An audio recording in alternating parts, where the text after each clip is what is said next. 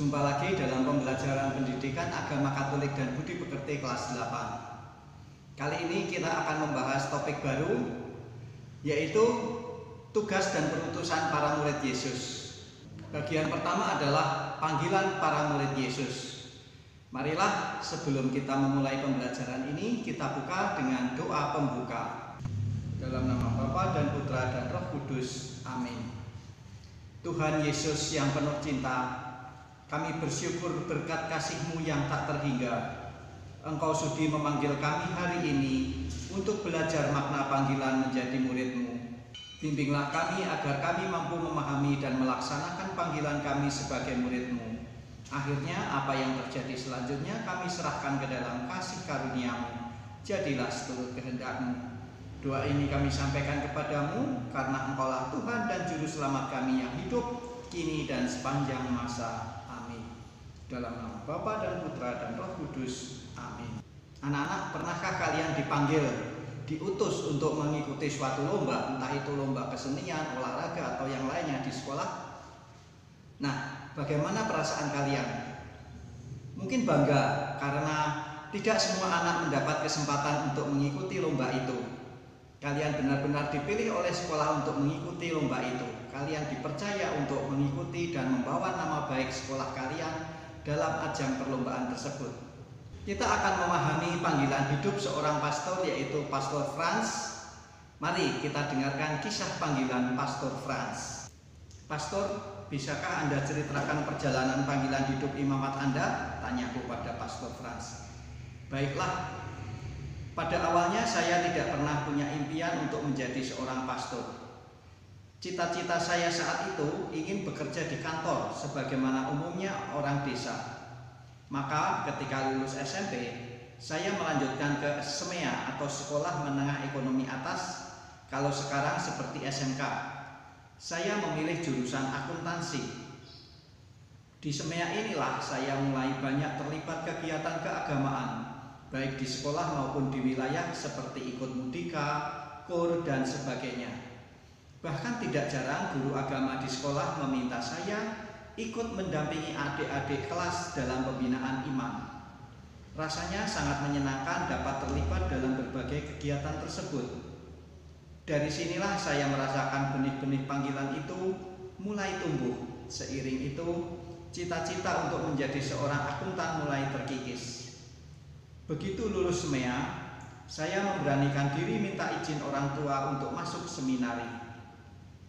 Seperti yang sudah saya duga, orang tua merasa keberatan karena saya adalah anak satu-satunya yang diharapkan dapat meneruskan garis keturunan keluarga.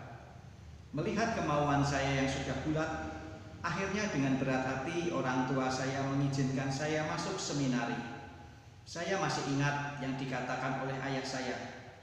Kalau itu memang sudah menjadi kehendak Tuhan, tak ada seorang pun manusia yang dapat menghalanginya. Awalnya memang cukup berat. Harus tinggal di asrama, berpisah dengan orang tua, dan banyak lagi kesenangan yang harus dikorbankan. Saya mencoba untuk menikmatinya. Bagi saya, semua godaan dan kesulitan merupakan ujian yang secara tidak langsung justru semakin menguatkan benih-benih panggilan itu.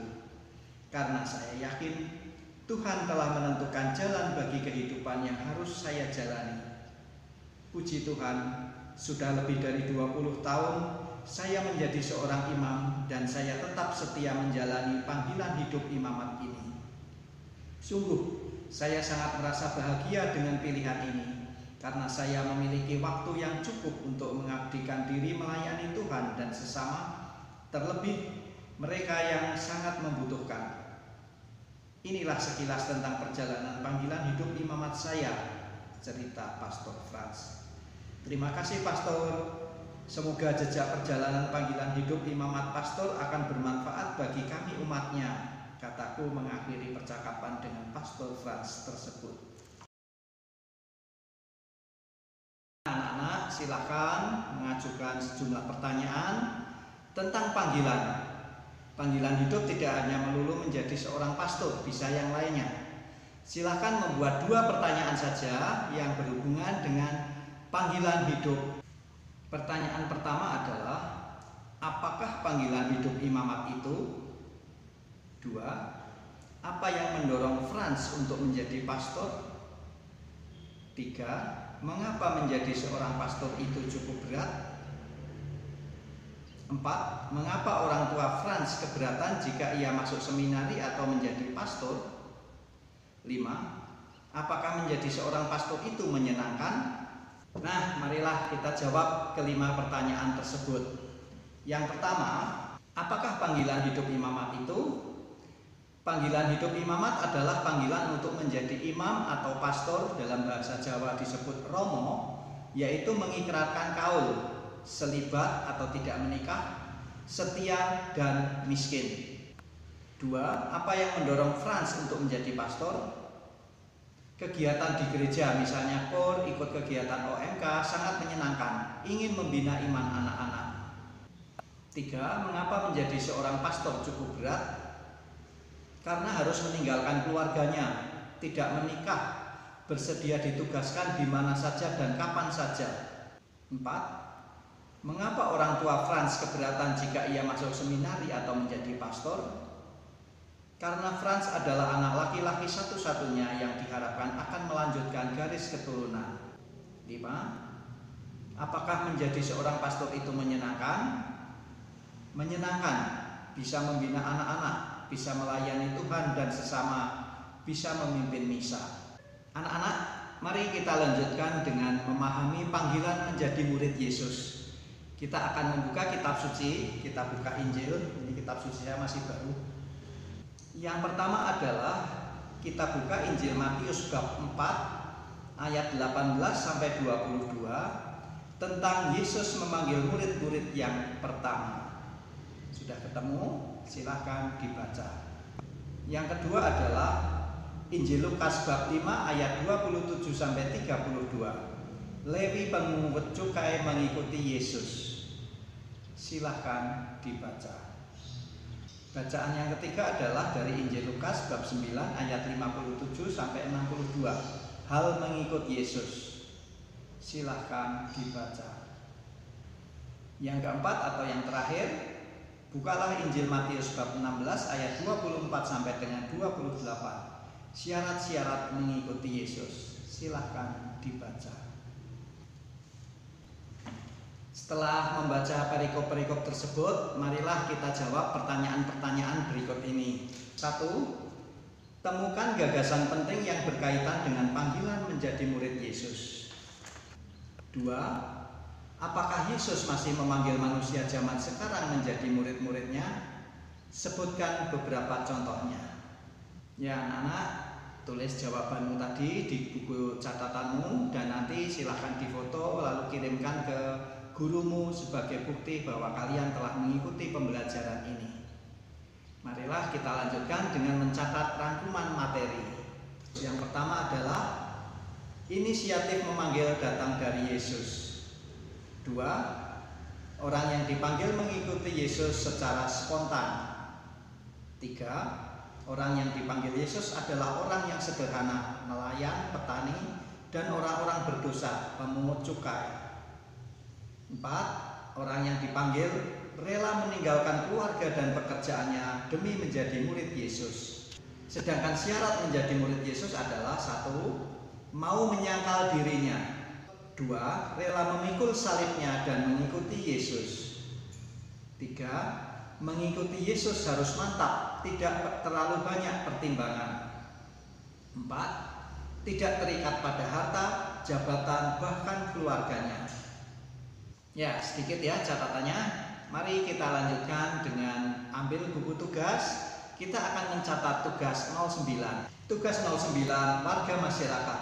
1. Di lingkungan atau stasi atau kampung apa saya tinggal? 2. Apa saja latar belakang dan pekerjaan orang yang tinggal di situ? Boleh bertanya pada orang tuamu. 3. Apa saja kegiatan yang sering dilakukan oleh warga?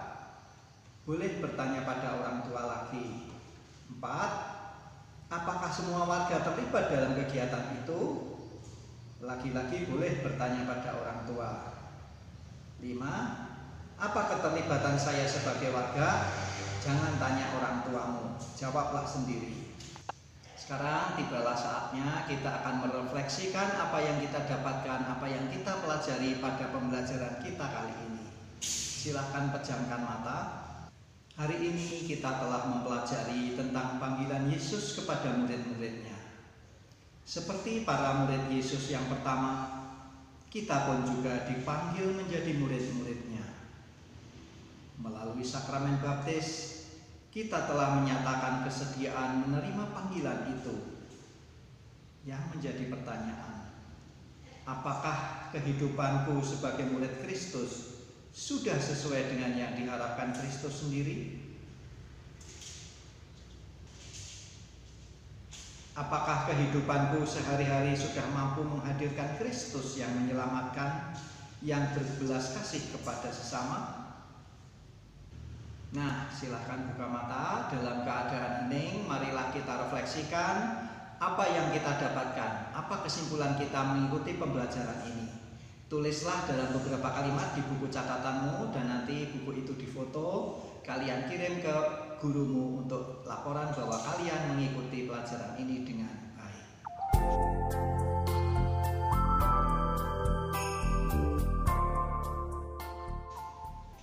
Demikian anak-anak, kita sudah selesai mengikuti pembelajaran ini.